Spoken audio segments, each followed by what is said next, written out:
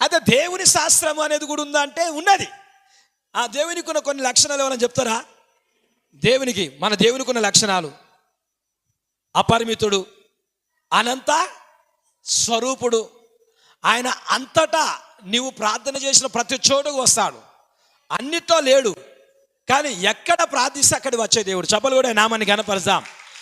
మన సమస్యను మించిన దేవుడు. మోషతో దేవుడు ఏమన్నాడు? మోషే, నీవు వెళ్ళి బాధతో ఉన్న నా ప్రజలని నీవు విడిపించాలి.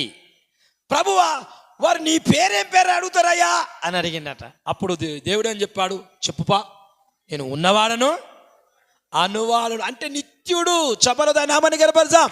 ఆయన నిత్యుడు, ఆయనకు జనన మరణము లేదు.